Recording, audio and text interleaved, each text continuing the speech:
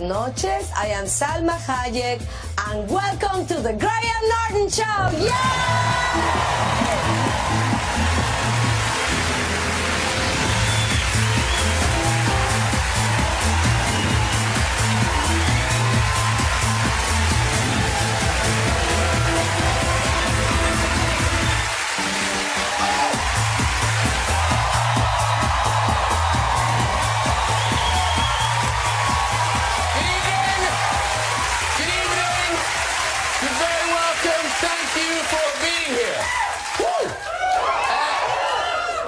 Normally, at the start of the show, we take a look at some of the funny things that have been going on in the world. Sometimes the world isn't a very funny place, especially this week, after the terrible event in Manchester. So tonight, look, all we're hoping to do is bring you a bit of distraction. We're going to do our show, we'll do some jokes, chat about films, books, hear music, tell some silly stories, flip some people on a big red chair. And we hope it brings a smile. But I would like to say one thing. We record this show in London. I live in London. I'm sure most of you are from London. But we are watched, not only the length and breadth of Britain, but all around the world too. And that gives me the chance to say, Manchester, we're all standing with you. Okay.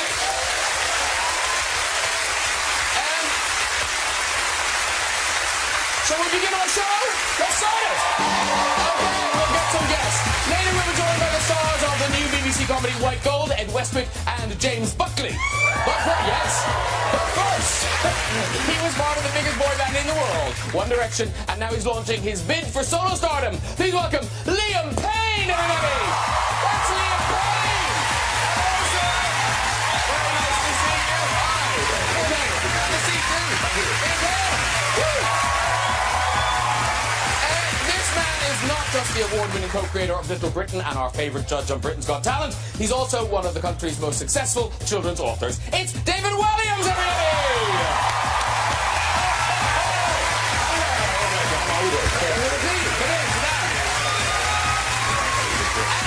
This Hollywood-leading lady is one of my favourite guests. Her latest film, Beatriz at Dinner, will be opening this year's Sundance Festival in London. It's a warm welcome back to the fabulous Salma Hayek! Rosa! Rosa! Whoa! You're amazing! Hello! This is stunning! Salma Hayek!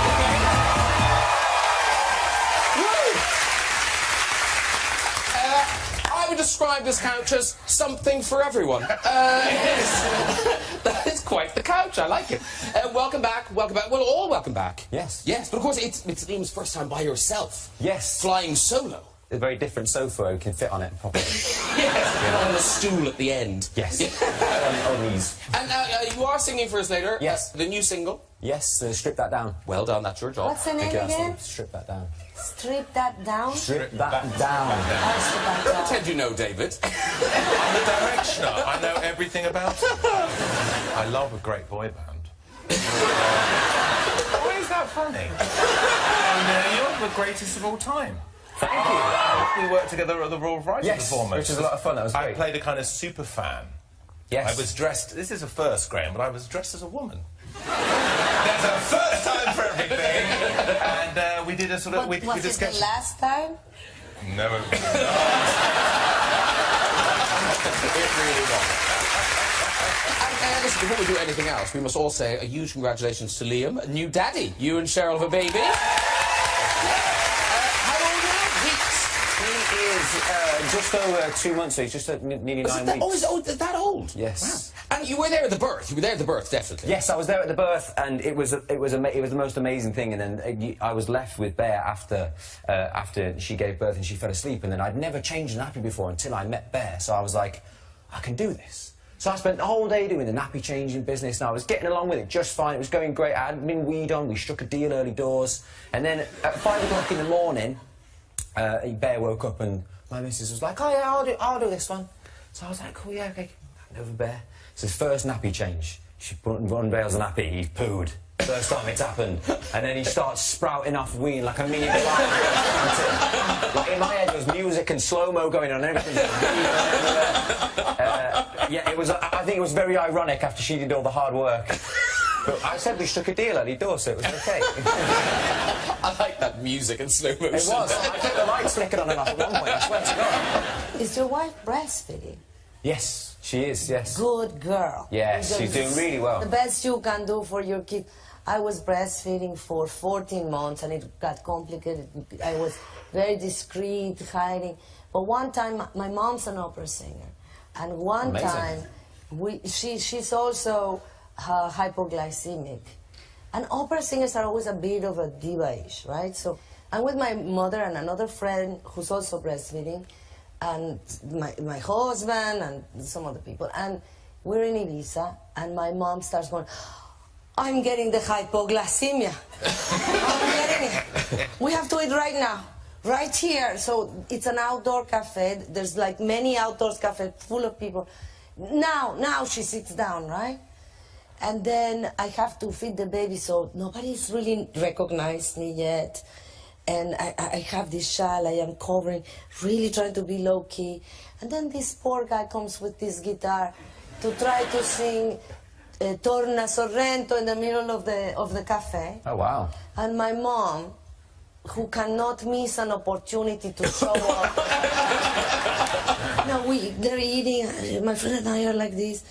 And my mom starts sitting down. No, everybody starts turning around and they'll go, wow, wow. And then at some point, you know, she feels the attention and she starts, she's like super loud. And then people start coming out of the other cafe. And then she stands up. And she starts performing. And the poor guy behind her with the little guitar, really with my teeth out and talking. I take it out, I try to hide it. The baby starts crying. She's like, shush it. You know, my friend is also not knowing what to do. So let me tell you something. For breastfeeding mothers, the fact that you're famous is not going to go well in the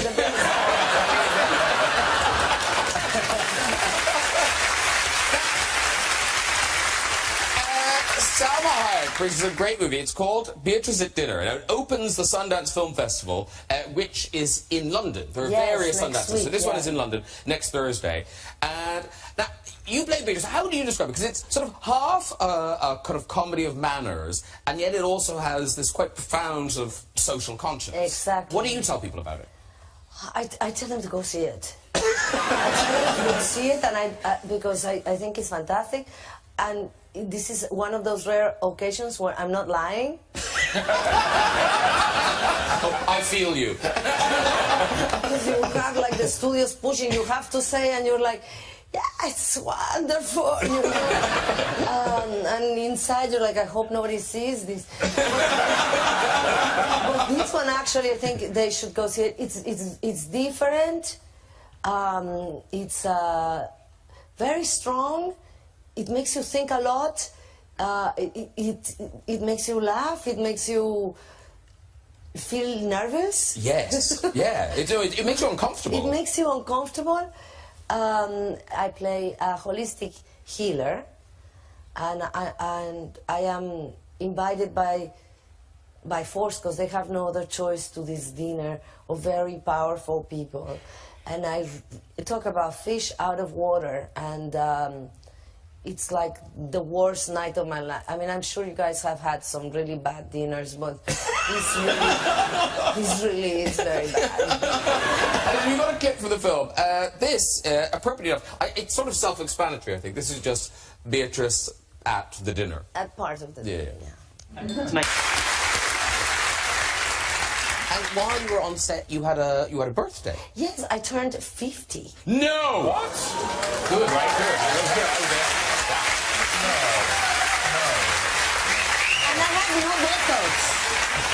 no Botox, no fillers. So much. But I do confess, you should see a close-up. No, it's a patchwork quilt. No, I have to give a tip. I have to confess, because the girls say, I do pull my hair. You see this? But here's a little bit pulled, and it's giving me a headache, but I am enduring it for you. So,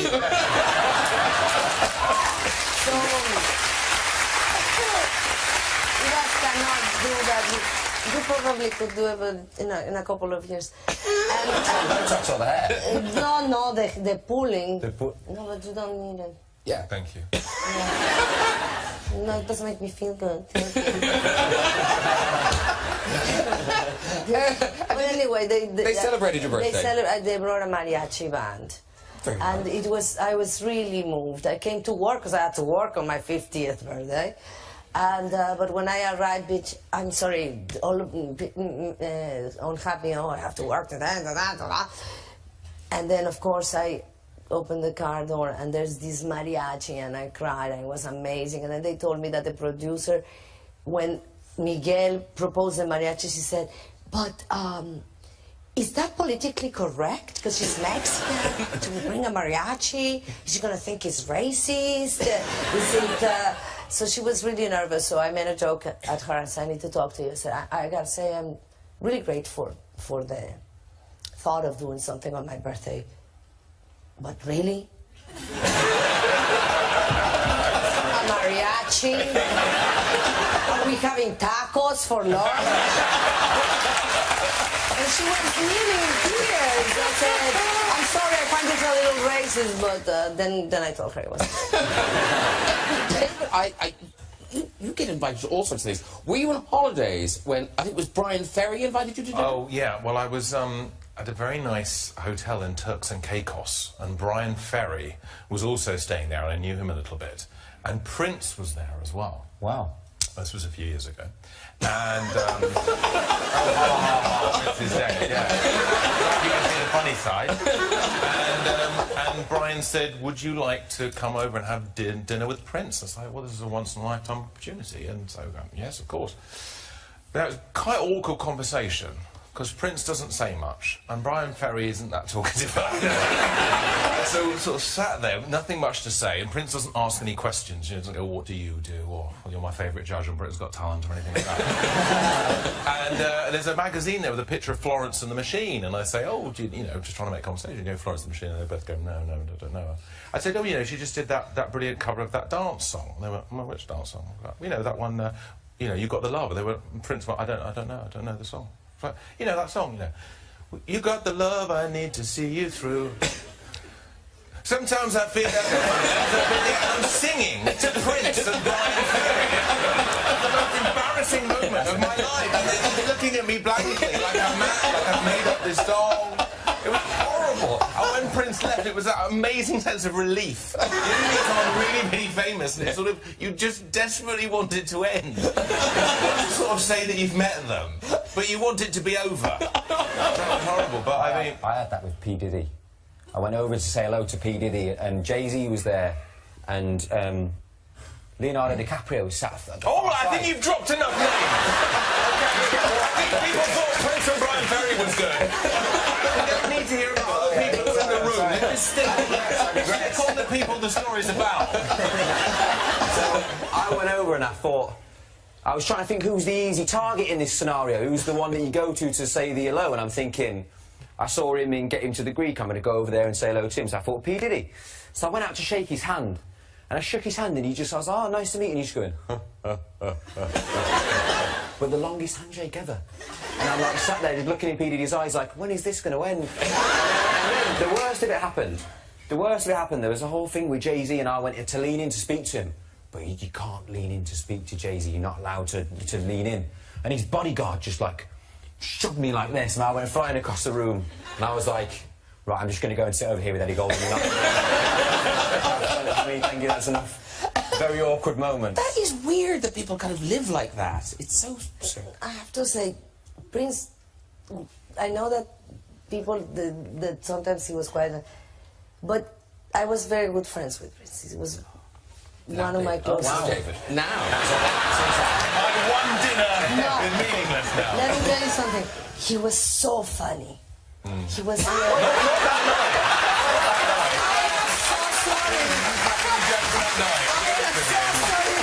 But he didn't crack jokes. He had a strange sense of humor. You know, like we'd go somewhere and he'd say things like, I would start going for the food like I always do, and I would like try to get something, and he'd be very serious like this in a pool, and he would go, hold my hand and say, "Sister, stay away from the buffet."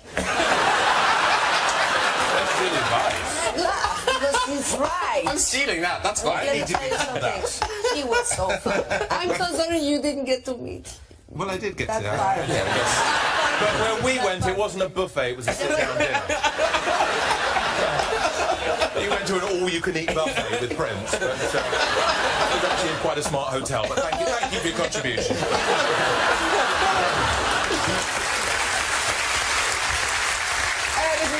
The other thing I wanted to say about the film, Beatriz is when was it written, or when was it planned? Because it seems so kind of perfectly placed now. It's very kind of zeitgeisty in that kind of Trumpian America.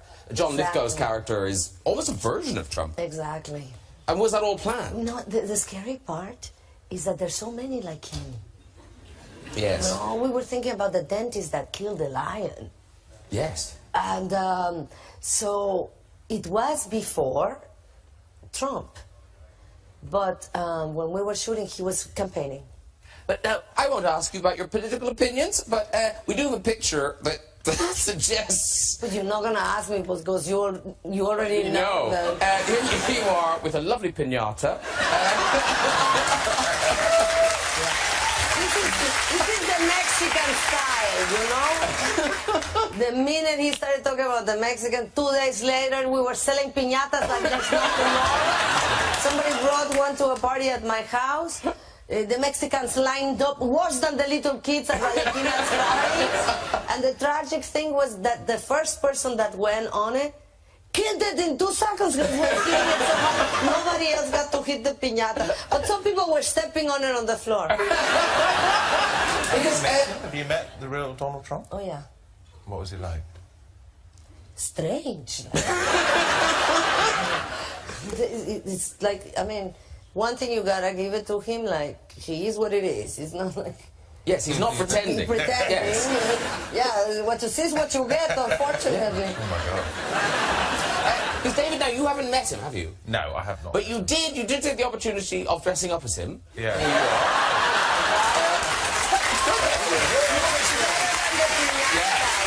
No shade. That was Halloween, and it was, you know, my Halloween costume was before he was the president, and I thought, well, you know, what's the sort of biggest nightmarish figure in today's culture? And I thought Donald Trump, and not for a moment did we think he would actually become president. No, you must have thought, I'll do it this year, because next year it'll be old hat. Yes. How long did it take to wash that off afterwards, just out of interest? Because that is quite the amount of...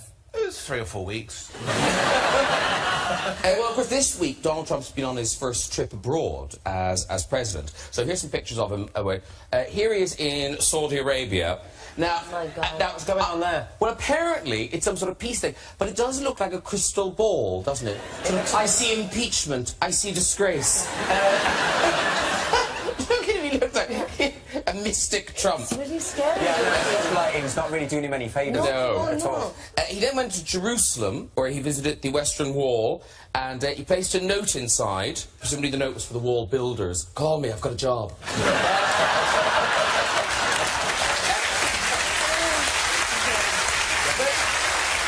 You look at this picture, he can't even touch a wall appropriately. Look at that, it looks so wrong. It does look sleazy for some reason. Just like, wall. Well, by the way, if anyone's wondering what that unusual thing on his head is, that's his hair. This is my favourite picture from the trip. I'm sure you've seen it. On Wednesday, Trump met the Pope. Now, that is a man thinking, take the picture. And Melania, Melania looks like she's at a funeral. I mean, she wishes. But,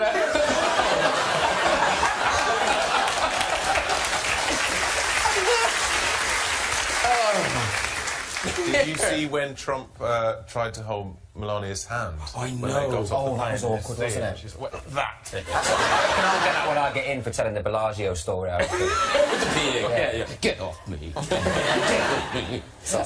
And actually, talking of world leaders, David recently noticed a resemblance between yourself and another world leader. Yes. Well, I saw a picture of our glorious leader, Theresa May, and in youth, I think she did actually look a lot like me. I think you've got the picture I put I do, we do. on Here we Instagram. I think.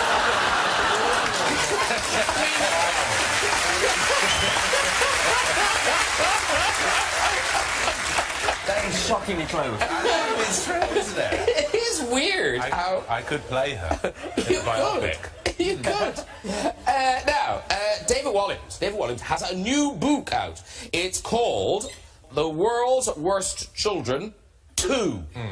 There's actually a character in The World's Worst Children 2 is a little bit like Baron Trump, because it's a boy, a very spoilt American boy. He's the son of a billionaire, and he wants it to be his birthday every day. And every day he wants more and more presents, and the cake gets bigger and bigger every day, and he ends up drowning in his own birthday cake. So they're like sort of morality tales for children, so be careful what you wish Oh, wow. for. Don't eat too much cake. What you show them? Well, no, it's not just don't eat too much cake. It's a little more sophisticated than that.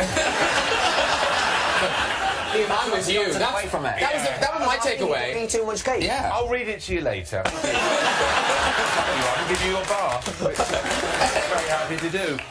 And this, are your books, because some of your books are for younger children. This is sort of 6 to 12-year-olds, I say. This is a bit younger. I go into lots of schools up and down the country, and I do ask the kids, I say, you know, are there any reluctant readers, any kids who don't like books? And, you know, normally boys put up their hands. There's no shame in it, that you just need to find the book that's for you. And this book is really written with the reluctant reader in mind, because it's full of pictures.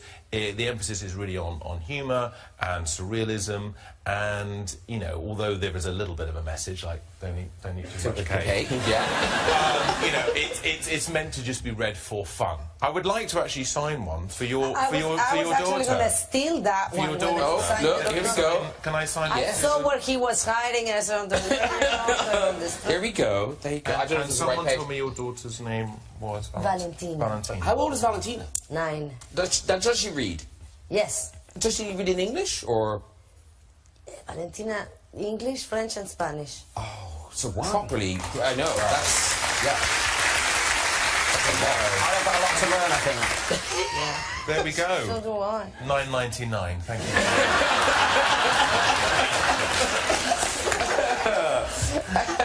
But Valentina could be in that book Oh, Valentina, yes. Good because thing, she's yeah. quite. I mean, Yeah, I can give you Prankster. some stories. Really? Yes. I'd like those, please. Yeah. Yeah. Because prankster is a kind of a nice word for it, but really, I mean, she's quite wild. Ingenious, yeah, she's ingenious. Oh, let's go with ingenious. I have another word in my head. My favorite person to prank, it's my father. You know, he comes from Mexico to visit her, and she gets so excited, she starts like planning what she's gonna do to him, like with days in advance. And for example, she puts the worst kind of chili habanero. She takes the toothbrush and rubs it on the chili habanero, you know, Prankster. and then puts it back in the thing. I bet he finds it hilarious. You know, the sad thing is that my father, in the moment, he gets angry and then he goes, "That was so smart of her!" And you know, like, she uses like the, you know, the clear plastic one uses for Cling that. film. Cling film. Yes, cellophane. for the leftovers. She puts it on the toilet. Think about this one. I'm creating a mental And image. force it That is a to concept. perfection, so you cannot actually see it. Great eye for detail. I mean, beautiful. Now, the other thing, which I mean, maybe everyone knows it. I know they sell well. David's books, he has sold over 18 million books. 18 million. They turn into TV shows. Gangster Granny, that's going to the West End. Yes, this summer. Honey, maybe I can play that part. Yeah, you're far too beautiful and young. That's good. That went well. Your fans, because his fans of the books, they're children. And are they still as brutal as... Oh, yeah. We get a lot of brutal letters, because they like to point out any errors in the book, even sort of maybe problems with the plot or Valentina characters. would be one She of would be those. one of Yeah. those children. And then they're very honest about in the way they write letters to you as well. Well, you posted a couple of the letters. Here's the first. Oh, what is this? Dear David Walliams, you are my second favourite author. J.K. Rowling wins. I hope you like my drawings. I'm sure you did like the drawings. Very much. This next one you posted, I think this was on Instagram. I love this one. Dear David Walliams, my name is Pearl. I'm writing to you because you are my second favourite author. I really wanted to write a J.K. Rowling, but my teacher said not to, as she obviously receives too many. So here I am writing to you on my 10th birthday. Well, it's just honest, isn't it? Because, I mean, the truth is, J.K. Rowling would be too busy. But me, I mean, I've got time on my hands. Well, it's very sweet, though. I mean, How did you feel when you read it, that you said, and I am actually reading it now? I thought, I love it when they're funny, actually, because they really, really stand out. I had another good one, which was this girl wrote, can you come to our summer fair on the 2nd of June? Our teacher, Mrs. Wilkins, said you can stay at her house for the night.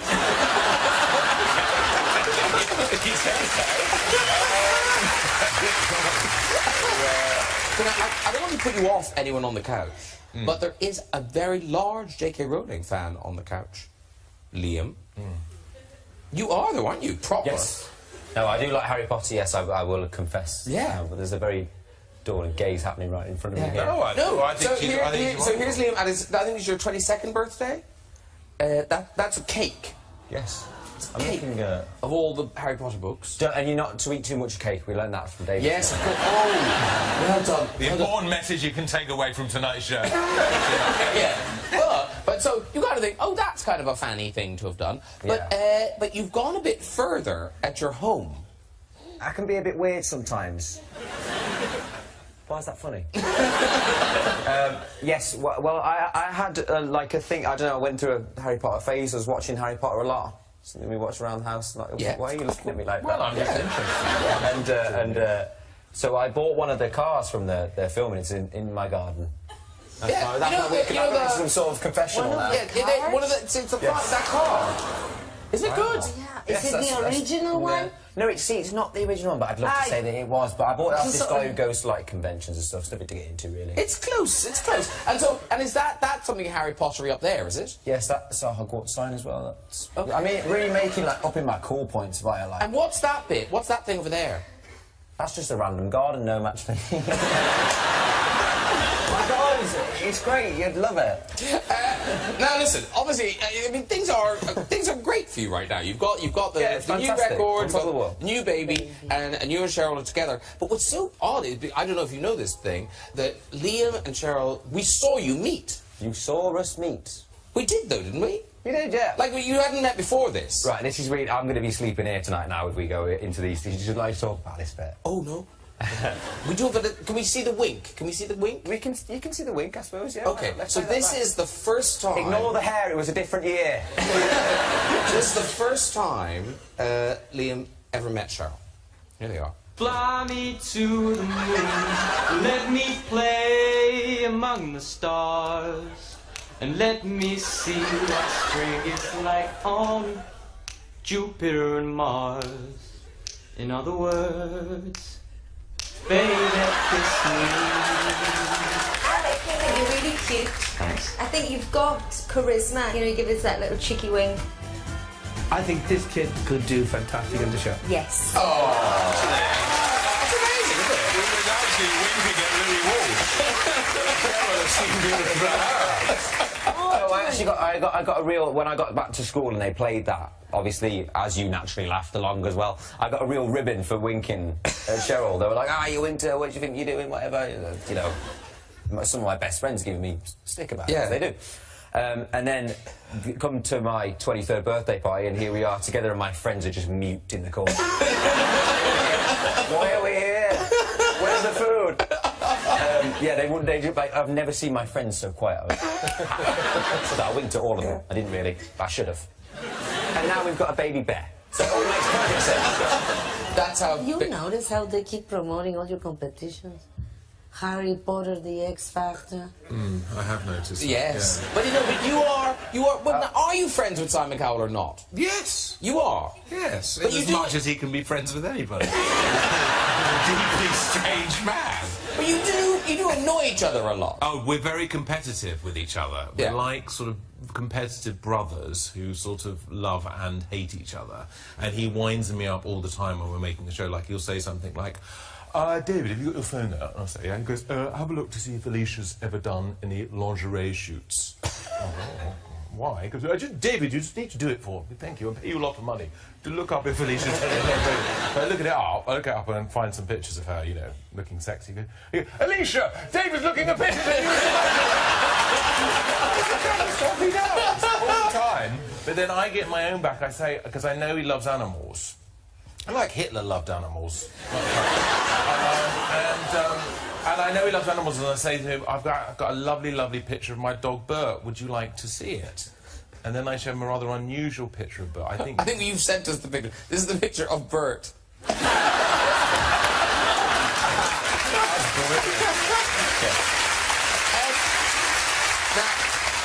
talking of talented pets, you had a parrot, didn't you? That they could properly speak. Yes. What was the name of the parrot? Paco. Paco the parrot. Paco was a bit of a prankster too. So what could it say? Well, he would just start cursing. When really, like, if my parents had guests that they wanted to impress, he kind of sensed it. And he'd just start saying the alphabet of cursing, you know, really loud, because he was loud. But who did you learn it from? That's the real question here. I think we bought it like that. and then one time we were all out, and my uncle came to the house, he rang the bell, and Paco would go, "We're coming!" And my uncle is waiting, ring the bell again. "I'm coming! I'm coming!" And he rings the bell. "Wait, I'm coming!" And after 1 hour, my uncle started doing all the cursing. Where you got it from? He probably was my uncle and it was revenge, yeah. Yeah, he was there for 2 hours. Where did the parrot learn I'm coming? That's the best part of the story. It shows it was a happy family. And it's time to meet my final guests. One is best known for The In-Betweeners, and the other brought us the US hit Gossip Girl, and together they star in the new BBC Two comedy White Gold. Please welcome James Buckley and Ed Westwick.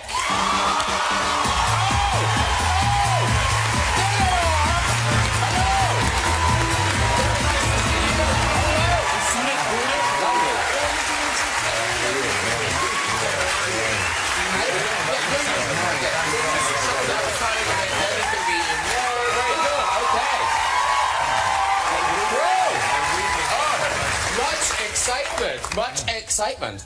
Welcome both. Thank you. Do you know everyone on the couch? David, a little bit. First time, I think, for these guys. Yeah. Hello. Yeah, Hi. that's Hello. I know you. We've worked together, darling. Well, you gave me a job. I think that's... It was an acting job. It wasn't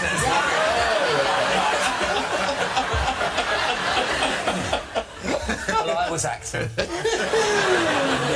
I've come to see you. I've come to see you boys a couple of times. Yeah, a few times, yeah. Yeah. And Ed, already, we've had this in the corridor, people just think you're an American actor over here slumming it, but in fact, you are... Hello, I'm English. There you go. There you go. Yeah, that bemused me, actually. I thought you were American. Yeah. Now you're English. That's amazing. It. Sorry. Are you pleased or disappointed? No, I think it's great. I'm really happy about it. It's great. I was a little bit worried he was going to be upset. And obviously, you know, we're all very happy working here in Britain. How did you get that job in Gossip Girl? How did that happen? I was doing one of the jobs that James they do something called pilot season out in the States when they're putting together new TV shows, and I went out there, like many young actors do, from all around the world, and auditioned. It was one of the many auditions, and I, with a little bit of luck and a little bit of whatever, got the part. Moved to New York. He's back down to earth. He's back down to earth. Do you live here now? Are you back to living? Yeah, well, I'm back and forth, but yeah, I'm in London. You can be a big star over there, but face it, right now you're in a show with Jay from The Inbetweeners. I'm having a blast. And that show is White Gold. It's on BBC Two Wednesdays at 10, and then the whole series will be available on BBC iPlayer. So the first one out this week. Great response to the show. You must be pleased. And it's set in 1983 in the world of plastic double glazing salesmen. It's riveting. But it's sort of you reunited with Joe. Yep. Joe Thomas. There's the two of you. It is set in 1983. We established that. And of course, and it's written by the Inbetweeners creator. Yeah. So did the three of you work in this together, or how did it happen? One of the co-writers of The Inbetweeners, Damon Beasley, he's written and directed this, and he told me about this idea 10 years ago. So that sort of shows his work ethic, I think. He mentioned to me a long, long time ago. Like a decade, I think it was a decade ago. And we've just got round to doing it. Was it weird for you coming into an environment where those three guys knew each other so well? I'm still in therapy for it, to be honest. But, no, it was wonderful. I mean, obviously they had a great success with The Inbetweeners. I mean, everybody loves it, right? It's hilarious. And, I mean, they've got a great bond, and they've got that shorthand Joe and James do, so it was good. I feel like I learnt a fair bit. And what was it like with him coming into the mix? Be careful. I'll be honest, it was... see, Ed's a professional, and he's good at what he does, and he knows his lines, and he knows where to stand. He knows what direction the camera's facing, and things like that, and it made us all look really bad, and I didn't appreciate it. Me and Joe are there, we're trying to muck about all day, and if they've got something to show for it at the end of the day, then that's a bonus. Ed's there, and he's worried about the TV show. Oh, it's got to be good. That's not why you get into this business. You're doing it all wrong, you're working far too hard. I don't do this job to work for a living. Hey, we've got a clip. We've got a clip of White Gold. Now, this is the three of you. How do I put this? It's the three of you discovering a 1980s sexual revolution. Is that fair? Yeah. Yeah. Here, enjoy.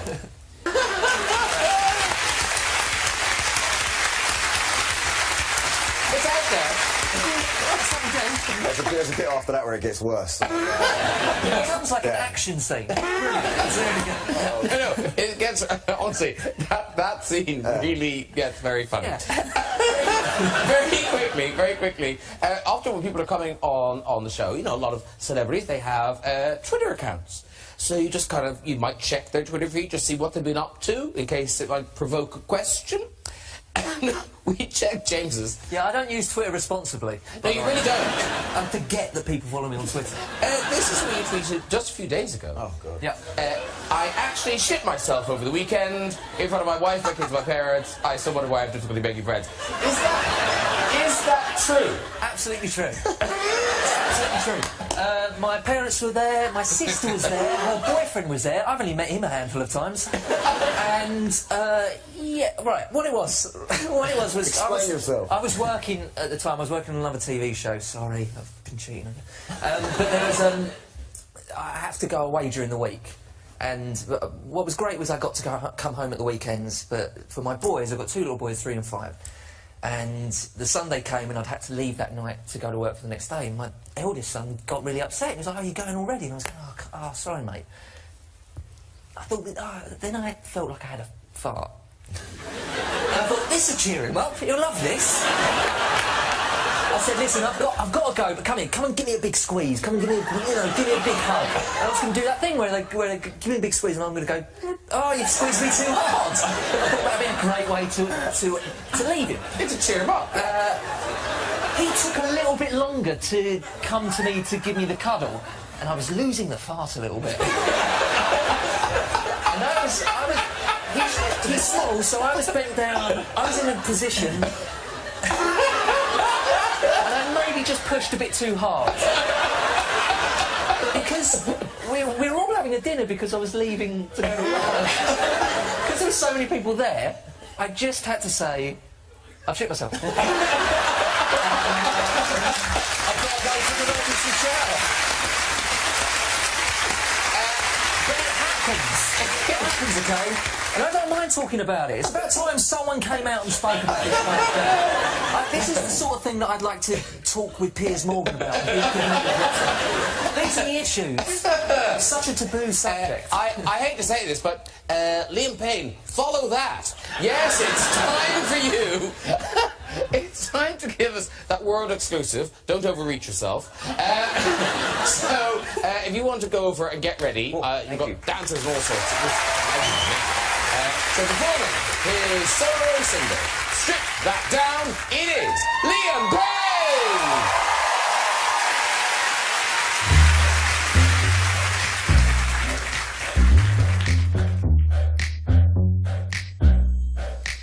Come and strip that down for me, baby.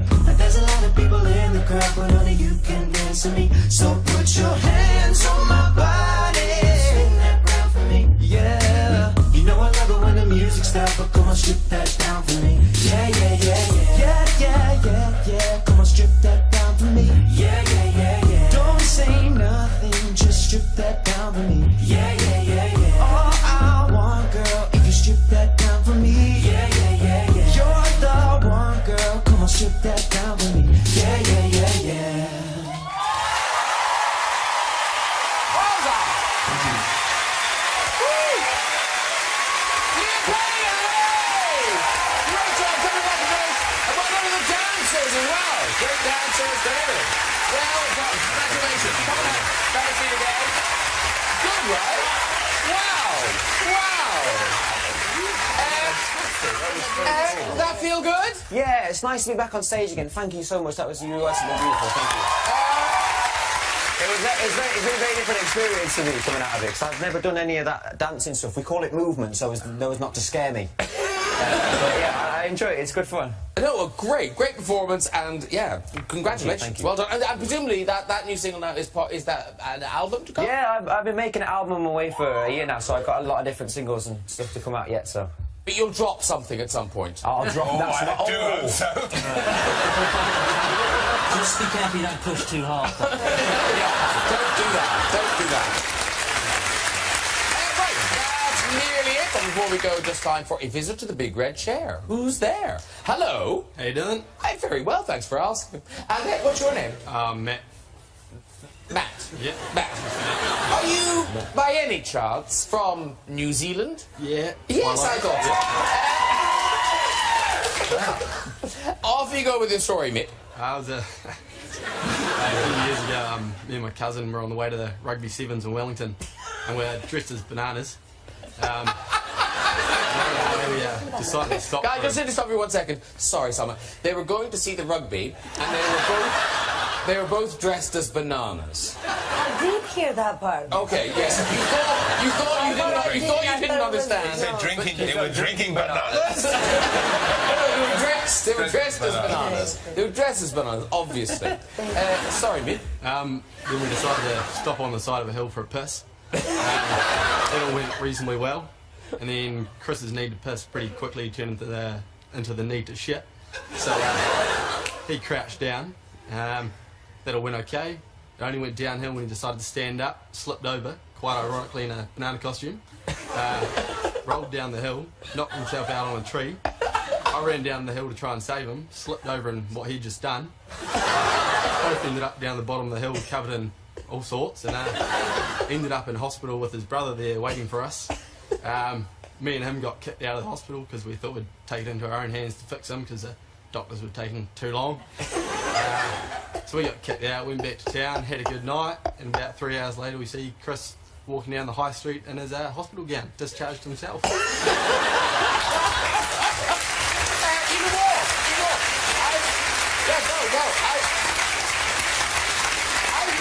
Leave New Zealand, but I so want to go. I didn't understand anything. I understood banana, shit, crack, hospital.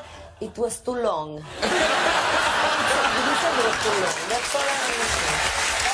Well done. If you'd like to join us on the show, and go in that chair, you can contact us via our website with this with their address. And that is it for tonight. Please say thank you to my guest, Mr. Liam Payne.